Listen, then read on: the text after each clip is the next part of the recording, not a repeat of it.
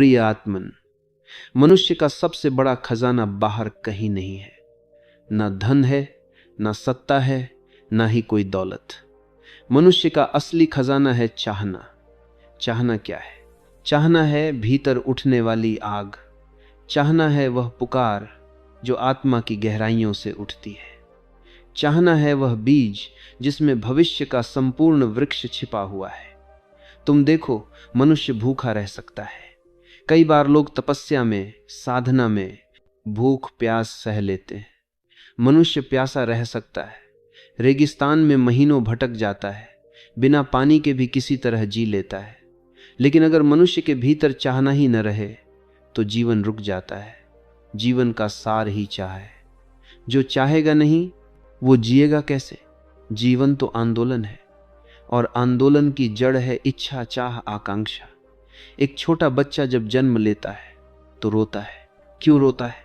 क्योंकि वह चाहता है कि कोई उसे गोद में उठाए, उसे सुरक्षा दे, उसे दूध पिलाए। जन्म के पहले क्षण से लेकर मृत्यु तक मनुष्य का पूरा सफर चाह से बुना हुआ है। तुम चाहो तो समझो पेड़ की जड़ें मिट्टी से चिपकी रहती हैं। क्यों? क्योंकि वे चाहती हैं कि पानी मिले, जीवन मिले। सूरज की ओर हर पौधा मुड़ता है। क्यों? क्योंकि वह प्रकाश चाहता है, ऊर्जा चाहता है। नदी बहती है सागर की ओर। क्यों? क्योंकि उसकी चाह है समर्पण की, मिल जाने की। और मनुष्य की चाह और भी गहरी है। वह केवल रोटी, पानी, मकान पर नहीं रुकती। मनुष्य अनंत चाहता है। वह चाहता है प्रेम, चाहता है स्वतंत्रता, चाहता है सत्य। कभी वह ईश्वर की खोज में निकलता है, कभी ध्यान की ओर, कभी मुक्ति की ओर। इसलिए मैं कहता हूं, मनुष्य की सबसे बड़ी शक्ति है चाह। लेकिन ध्यान रखना, यह चाह दो तरह की होती है। एक चाह सतही है, बाहर से उधार ली हुई। तुम्हारे माता पिता ने कहा कि डॉक्टर बनो तो तुमने चाह लिया। समाज ने कहा कि अमीर बनो तो तुमने चाह लिया। भीड़ ने कहा कि डॉक्टर बनो तो तुमने चाह लिया। हाँ कि नाम कमाओ तो तुमने चाह लिया। यह चाह सच्ची नहीं होती, यह बस बोझ है। ऐसी चाह पूरी हो भी जाए तो सुख नहीं मिलता। और दूसरी चाह होती है भीतर से उठने वाली, आत्मा की गहराई से जन्मी हुई। यह चाह कोई सिखाता नहीं, यह तुम्हारे मौलिक अस्तित्व से निकलती है। यही तुम्हारी असली शक्ति है। गौतम बुद्ध को राजमहल की हर सुविधा थी, लेकिन भीतर एक चाह उठी सत्य की खोज की। यह चाह इतनी प्रबल थी कि उन्होंने सब कुछ छोड़ दिया, और वही चाह उन्हें बोधि वृक्ष के नीचे ले गई, जहां उन्हें ज्ञान मिला। कबीर को देखो, वे बुनकर थे, साधारण जीवन जी रहे थे, लेकिन भीतर से चाह उठी ईश्वर के साक्षात्कार की, और वही चाह उनकी कविताओं में, उनके भजनों में फूट पड़ी। आज तक लोग उन्हें याद करते हैं। तुम्हें भी अपनी सबसे बड़ी शक्ति पहचाननी होगी। तुम्हारे भीतर जो चाह है वही तुम्हें दिशा देती है। तुम जहां आज खड़े हो वहां इसलिए हो क्योंकि कभी तुमने उसे चाहा था, और तुम भविष्य में जहां पहुंचोगे वह भी तुम्हारी चाह से ही तय होगा। अगर तुम्हारी चाह छोटी है तो तुम्हारा जीवन भी छोटा रहेगा। अगर तुम्हारी चाह गहरी है तो जीवन विराट हो जाएगा। जो तुम चाहो वही तुम बनोगे। याद रखना, भूख, प्यास, नींद ये सब शरीर की जरूरतें, लेकिन चाह आत्मा की जरूरत है। और जो आत्मा की जरूरत है वही सबसे सच्ची, सबसे बड़ी शक्ति है। इसलिए मैं कहता हूं, मनुष्य की सबसे बड़ी संपत्ति है उसकी चाह। और जिस दिन तुम अपनी चाह को पहचान लोगे, उसी दिन तुम्हारा जीवन बदलना शुरू हो जाएगा। अगर ध्यान से देखो तो यह पूरा ब्रह्मांड एक बीज की तरह है, और उस बीज की जड़ क्या है? चाहना। सारी सृष्टि इसी चाह से चल रही है। पेड़ अगर सूरज की रोशनी न चाहे तो उसका जीवन रुक जाए। जड़ें मिट्टी में इसलिए उतरती हैं क्योंकि वे पानी चाहती हैं। हर पत्ता हवा में हिलता है क्योंकि वह जीवन रस चाहता है। नदी क्यों बहती है? अगर उसकी कोई चाह न होती तो पहाड़ से निकलकर वहीं ठहर जाती, लेकिन उसमें एक गहरी चाह है सागर से मिलने की। वह रुक नहीं सकती, वह बहती है, रास्ता काटती है, चट्टान तोड़ती है। क्योंकि उसकी चाह ही उसकी ताकत है। पक्षी आकाश में क्यों उड़ता है? क्या सिर्फ पेट भरने के लिए? नहीं, वह उड़ता है क्योंकि उसकी आत्मा स्वतंत्रता चाहती है। यदि पंख काट दो तो उसका जीवन अधूरा हो जाएगा। उसकी चाह ही उसकी उड़ान बन जाती है। अब मनुष्य को देखो, मनुष्य केवल रोटी और पानी पर नहीं रुकता। यदि मनुष्य की चाह केवल शरीर तक सीमित होती तो वह भी किसी जानवर की तरह जी लेता, लेकिन मनुष्य की चाह अनंत है। वह जानना चाहता है, वह खोजना चाहता है, वह पार जाना चाहता है। इसलिए मैं कहता हूं, मनुष्य और बाकी जीवों में फर्क सिर्फ एक है, बाकियों की चाह सीमित है, मनुष्य की चाह असीम है। तुम सोचो, अगर कोई पशु है तो उसकी चाह भूख मिटाना है, प्रजनन करना है, सुरक्षित रहना है, लेकिन मनुष्य वह तारों तक पहुंच जाना चाहता है, वह चांद पर उतरना चाहता है, वह ईश्वर को खोजना चाहता है, वह अमर होना चाहता है। और यही चाह उसे सृष्टि की सबसे अद्भुत रचना बनाती है। ध्यान से समझो, चाहना ही सृजन की शक्ति है। आज जो भी तुम्हारे चारों ओर है, ये मकान, ये सड़कें, ये मंदिर, ये कला, ये संगीत, सब पहले किसी की चाह थी। किसी ने चाहा कि आकाश में उड़ना है तो हवाई जहाज बना। किसी ने चाहा कि अंधकार को मिटाना है तो बिजली आई। किसी ने चाहा कि सत्य को जानना है तो ध्यान की राह बनी। हर आविष्कार, हर खोज, हर आध्यात्मिक अनुभव, सबकी जड़ एक ही है, चाह। तुम देखो, यदि चाह ही न होती तो यह सृष्टि कभी प्रकट न होती। ईश्वर ने भी सृष्टि इसलिए बनाई क्योंकि उसके भीतर भी एक चाह उठी अभिव्यक्ति की, सृजन की, अनुभव की। वह एक से अनेक होना चाहता था। इसलिए मैं कहता हूं, चाह ही भी जी है, और इस बीज से पूरी सृष्टि फैली है। मनुष्य जब चाहना बंद कर देता है तो समझ लो कि उसका जीवन रुक गया है। जिस दिन चाह मर जाती है उस दिन जीवन भी मर जाता है, भले ही शरीर चलता रहे। इसलिए ध्यान रखना, तुम्हारी चाह कितनी बड़ी है ये तय करता है कि तुम्हारा जीवन कितना बड़ा होगा। यदि तुम्हारी चाह छोटी है तो जीवन भी छोटा रहेगा। यदि चाह गहरी है, विराट है, तो जीवन भी विराट बन जाएगा। जैसे नदी की चाह उसे सागर तक ले जाती है, वैसे ही तुम्हारी चाह तुम्हें तुम्हारे परम लक्ष्य तक ले जाएगी। समझ लो, चाहना ही सृष्टि की जड़ है। और जिस दिन तुम अपनी चाह को पहचान लोगे, उस दिन तुम समझ जाओगे कि तुम्हारे भीतर भी पूरा ब्रह्मांड छिपा है। यह ब्रह्मांड बहुत रहस्यमयी है। हम सोचते हैं कि हम अकेले हैं, हमारी चाह अकेली है, लेकिन सच यह है कि जैसे ही तुम्हारे भीतर कोई गहरी चाह जन्म लेती है, पूरा अस्तित्व उसे पूरा करने के लिए हरकत में आ जाता है। तुमने सुना होगा, जब शिष्य तैयार होता है, गुरु प्रकट हो जाता है। यह कोई कविता मात्र नहीं है, यह एक बहुत बड़ा नियम है। इसका अर्थ है कि जब तुम्हारे भीतर गहराई से कोई चाह परिपक्व हो जाती है तो ब्रह्मांड उसकी पूर्ति के लिए सब व्यवस्था करता है। यदि तुम भीतर से किसी सच्चाई की प्यास से जल रहे हो तो तुम जहां भी जाओगे तुम्हारे सामने कोई ना कोई रास्ता खुल जाएगा। तुम जिस चीज को अपनी आत्मा से चाहोगे वह धीरे धीरे तुम्हारे जीवन की ओर खींचने लगेगी। यह वैसा ही है जैसे तुम चुंबक हो। तुम्हारे विचार, तुम्हारी भावनाएं, तुम्हारी इच्छाएं, ये सब ऊर्जाएं हैं, और ऊर्जा का स्वभाव है आकर्षित करना। तुम भीतर जो भी बोओगे वही बाहर की दुनिया में खिंच कर आएगा। यदि तुम हर समय यही सोचते हो कि मैं दुखी हूं, मैं असफल हूं, मैं कुछ नहीं कर सकता, तो धीरे धीरे परिस्थितियां भी वैसी ही बनने लगेंगी, क्योंकि तुम हौरी ऊर्जा उसी दिशा में फैल रही है और ब्रह्मांड वही वापस लौट आ रहा है। लेकिन यदि तुम भीतर यह अनुभव करते हो कि मैं आनंद हूं, मैं प्रेम हूं, मैं सफलता हूं, तो यह अनुभूति तुम्हें वैसे ही अवसर, वैसे ही लोग, वैसी ही परिस्थितियां आकर्षित करके लाएगी। याद रखना, ब्रह्मांड निष्पक्ष है। वह यह नहीं देखता कि तुम्हारी चाह अच्छी है या बुरी, वह केवल यही देखता है कि तुम्हारी चाह कितनी प्रबल है। जितनी प्रबल होगी उतनी जल्दी वह वास्तविकता का रूप ले लेगी। तुमने देखा होगा, कभी कभी कोई छोटा सा बच्चा एक चीज के पीछे अड़ जाता है। वह रोता है, चिल्लाता है, जिद करता है और अंततः परिवार हार मान लेता है। ऐसा क्यों होता है? क्योंकि उसकी चाह इतनी साफ, इतनी स्पष्ट, इतनी सशक्त होती है कि सबको झुकना पड़ता है। ठीक यही नियम जीवन में काम करता है। अगर तुम्हारी चाह साफ है, गहरी है और उस पर तुम्हारा विश्वास है, तो पूरा ब्रह्मांड भी तुम्हारे सामने झुक जाएगा। गौतम बुद्ध को देखो, उनके भीतर एक ही चाह थी, सत्य की खोज। उनकी यह चाह इतनी गहरी थी कि उन्होंने सब कुछ त्याग दिया और अंततः अस्तित्व ने उन्हें वही दिया जो वे चाहते थे। रामकृष्ण परमहंस को देखो, उनकी चाह केवल मां काली के दर्शन की थी और वह चाह इतनी प्रबल थी कि मूर्ति में भी देवी सजीव हो उठी।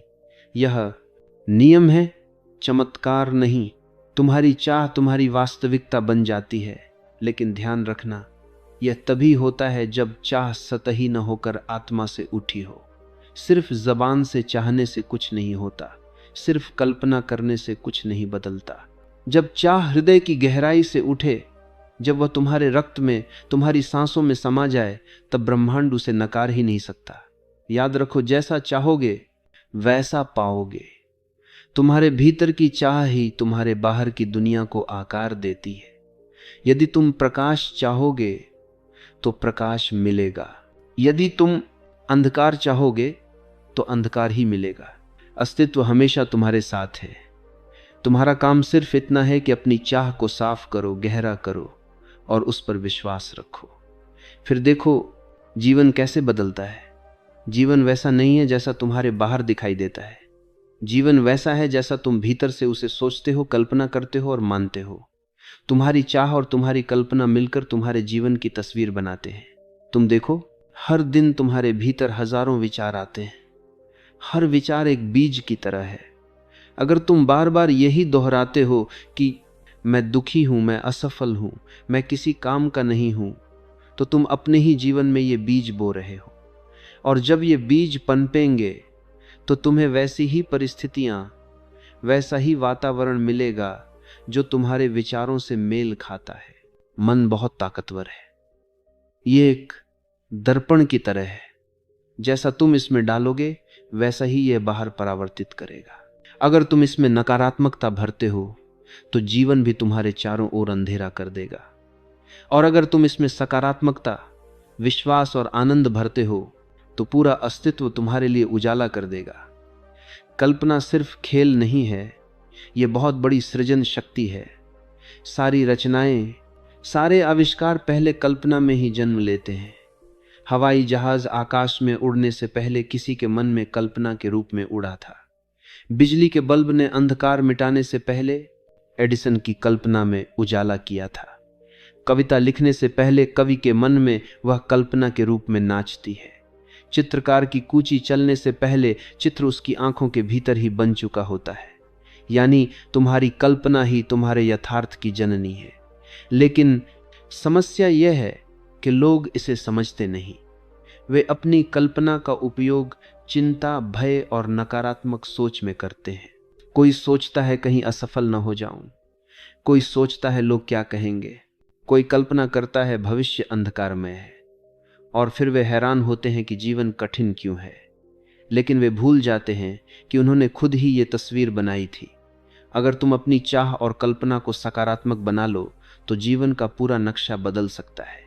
अगर तुम हर सुबह ये महसूस करो कि मैं आनंद हूं, मैं प्रेम हूं, मैं सफलता हूं, मैं संपूर्ण हूं, तो धीरे धीरे तुम्हारे भीतर की ऊर्जा बदल जाएगी, तुम्हारी चाल बदल जाएगी, तुम्हारी आंखों में चमक आ जाएगी, तुम्हारे चारों ओर का वातावरण बदलने लगेगा। और यही नहीं, तुम्हारे विचार और कल्पना केवल तुम्हारे भीतर ही नहीं रहते, वे तरंगों की तरफ बाहर भी फैलते हैं। जैसे कोई तालाब में पत्थर डाले तो लहरें फैल जाती हैं, वैसे ही तुम्हारी चाह और कल्पना की लहरें भी पूरे अस्तित्व में फैल जाती हैं, और फिर वे वैसी ही परिस्थितियां और लोग तुम्हारे पास खींच लाती हैं जिनसे मिलकर तुम्हारी चाह पूरी हो सके। इसलिए याद रखो, तुम जो सोचते हो वैसा ही बनने लगते हो। मन एक सृजन का उपकरण है। अगर इसे सजग होकर इस्तेमाल करो तो यह तुम्हें ऊंचाइयों पर पहुंचा सकता है, और अगर इसे अचेतन होकर चलने दो तो यह तुम्हें गहरी खाई में गिरा सकता है। अपनी चाह को साफ करो और अपनी कल्पना को ऊंचाई दो। अपने भीतर यह भाव भरो कि मैं ईश्वर का अंश हूं, मैं शांति और प्रेम का स्रोत हूं, मैं जो चाहूं उसे रच सकता हूं। फिर देखना, ब्रह्मांड तुम्हारे सामने अपने सारे द्वार खोल देगा। जो तुम कल्पना करोगे वही धीरे धीरे तुम्हारी सच्चाई बन जाएगा। सिर्फ चाह लेना ही पर्याप्त नहीं है। चाहना बीज है, लेकिन बीज को फल बनने के लिए कर्म का सहारा चाहिए। बीज को मिट्टी चाहिए, पानी चाहिए, धूप चाहिए। अगर तुम बीज बोकर बैठ जाओ और कहो कि अब वृक्ष अपने आप उग जाएगा, तो यह अज्ञान है। चाहना पहला कदम है, लेकिन दूसरा कदम है कर्म। दोनों का मेल ही जीवन को पूर्ण बनाता है।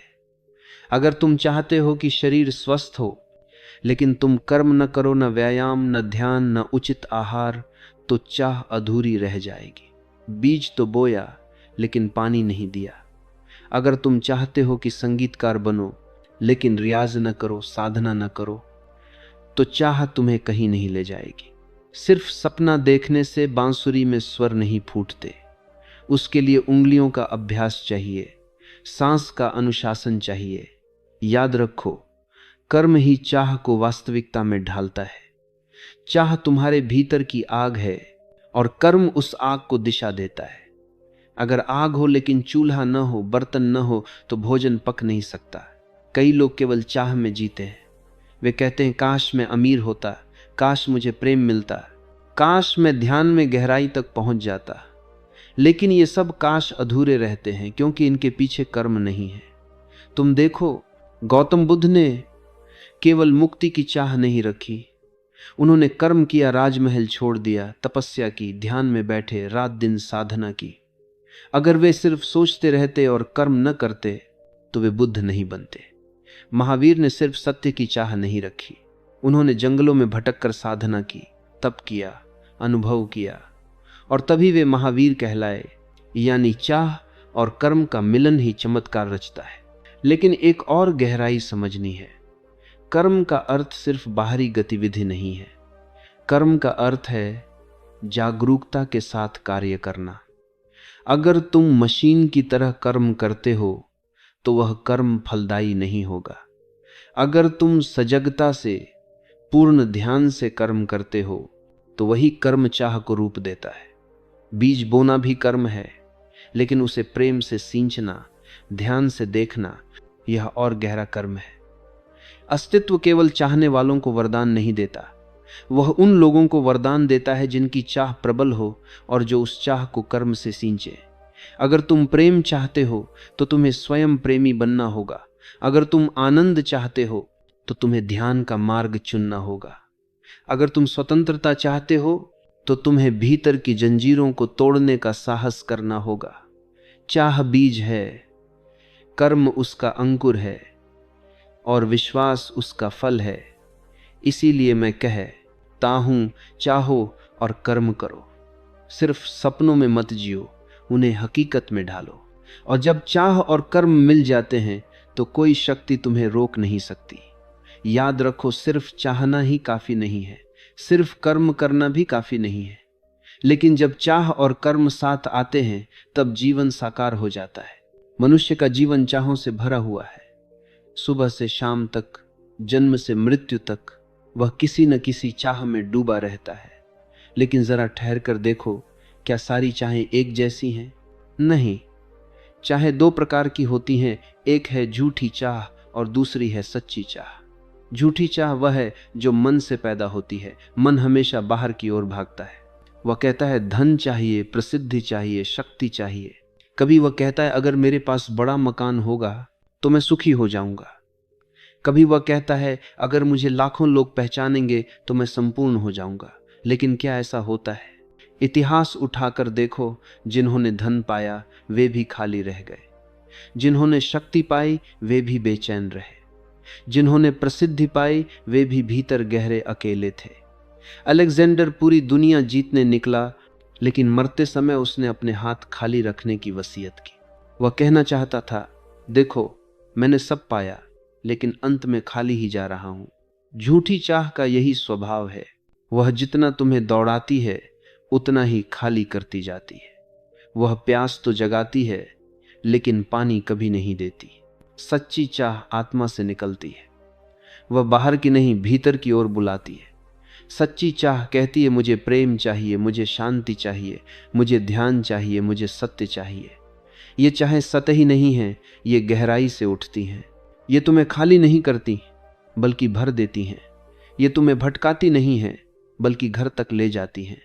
सच्ची चाह वह है जो तुम्हें स्वयं से मिलाती है, और जो चाह आत्मा से उठे वह कभी अधूरी नहीं रहती, क्योंकि आत्मा केवल वही चाह उठाती है जो तुम्हारे अस्तित्व की पूर्णता है। जैसे बीज से वृक्ष बनना निश्चित है, वैसे ही आत्मा से निकली चाह का पूर्ण होना निश्चित है।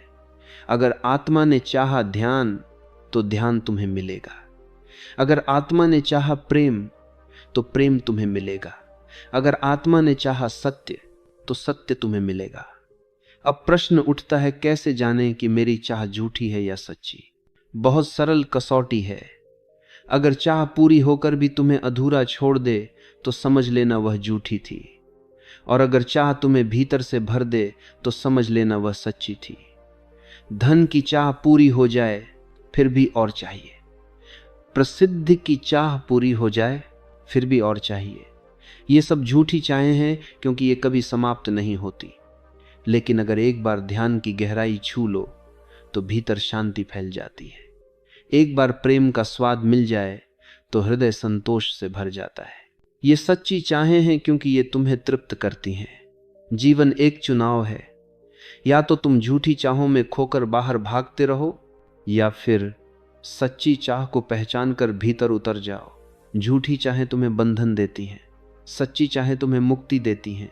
झूठी चाहें तुम्हें थका देती हैं, सच्ची चाहें तुम्हें आनंद से भर देती हैं। इसीलिए मैं कहता हूं, सच्ची चाह को पहचानो, क्योंकि वही तुम्हारा मार्ग है, वही तुम्हारा सत्य है। याद रखो, धन, प्रसिद्धि, शक्ति, ये सब झूठी चाहें हैं। प्रेम, शांति, ध्यान, ये सच्ची चाहें हैं। और आत्मा से उठी चाह कभी अधूरी नहीं रहती। मनुष्य का जीवन एक रहस्य है, और इस रहस्य में सबसे कठिन प्रश्न यही है कि तुम सच में क्या चाहते हो।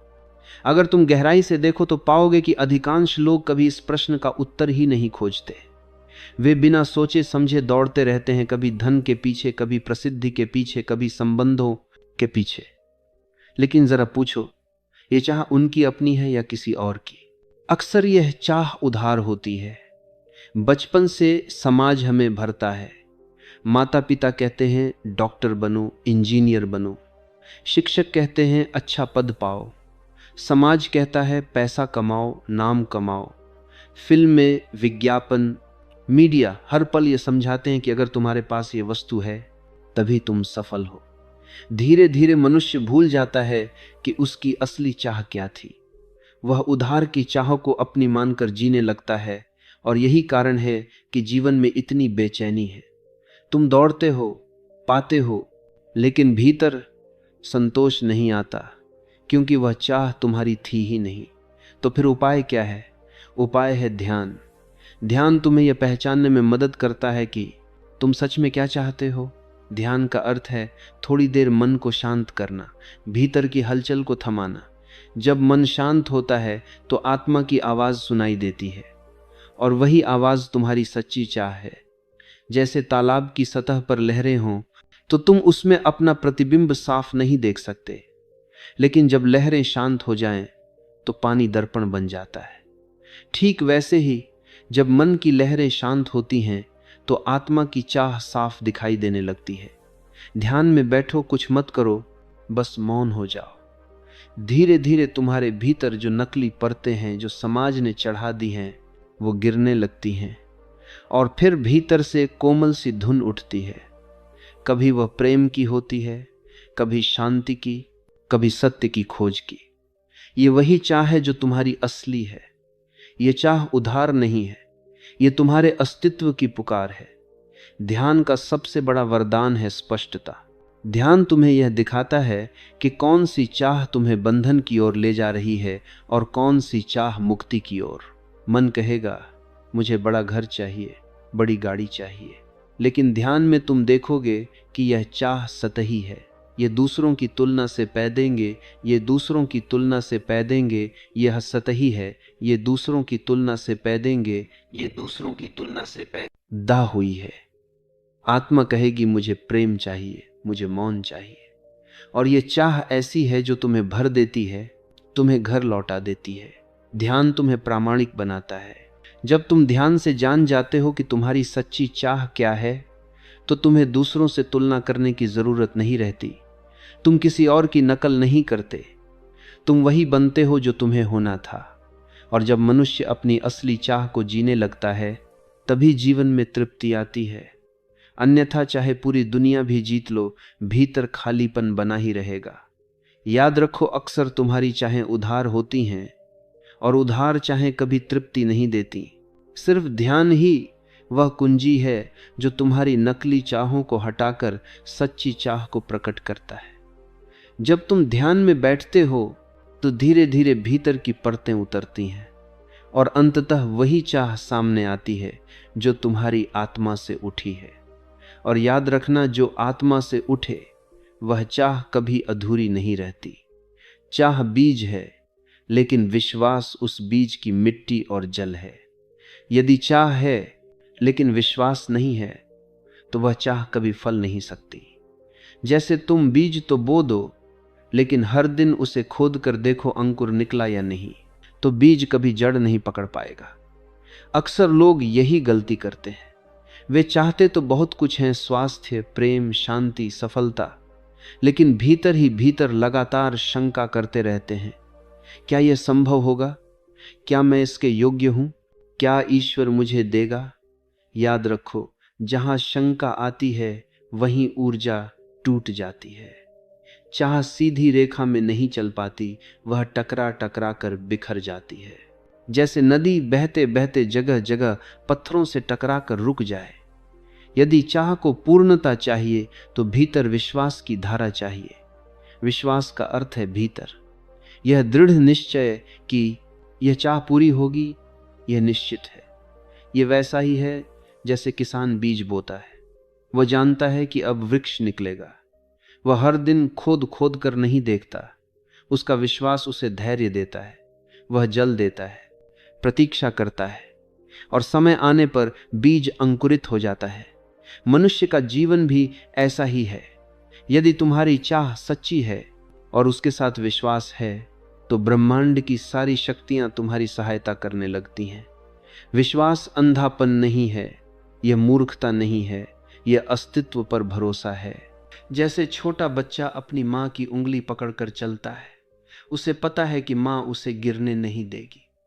ठीक वैसा ही विश्वास चाहिए। जब तुम भीतर से कहो, मैं जो चाहता हूं वह अवश्य होगा, तो यह वाक्य अस्तित्व को संदेश भेज देता है, और अस्तित्व तुम्हारे इस संदेश का उत्तर देता है। शंका बीज को जला देती है। यदि तुम बार बार सोचो शायद न हो, शायद असंभव है, तो चाह की ऊर्जा सूखने लगती है। तुम्हारा ही अविश्वास उसे कमजोर कर देता है। याद रखो, शंका कभी कुछ पैदा नहीं करती, शंका सिर्फ नष्ट करती है, और विश्वास सृजन की शक्ति है। विश्वास का अर्थ यह नहीं है कि तुम बैठे रहो और कुछ न करो। विश्वास का अर्थ है तुम अपने कर्म में पूरी ऊर्जा लगाओ, लेकिन परिणाम को लेकर चिंता न करो। तुम्हें पता हो कि मैंने बीज बो दिया है, अब वृक्ष आना ही है। यह भीतर का संकल्प तुम्हें स्थिर करता है। फिर तुम्हारा ध्यान परिणाम से हटकर कर्म पर केंद्रित हो जाता है, और जब कर्म में संपूर्णता होती है तो परिणाम स्वतः प्रकट होता है। चाह तभी फलती है जब उसमें विश्वास हो। यदि तुम बार बार शंका करोगे तो ऊर्जा बिखर जाएगी। विश्वास ऐसा होना चाहिए जैसे किसान बीज बोकर निश्चित हो जाता है कि अब वृक्ष निकलेगा। चाह बीज है, विश्वास उसका संकल्प है, और कर्म उसका पोषण है। लेकिन एक चौथा तत्व है जो सबसे गहरा है, छोड़ना।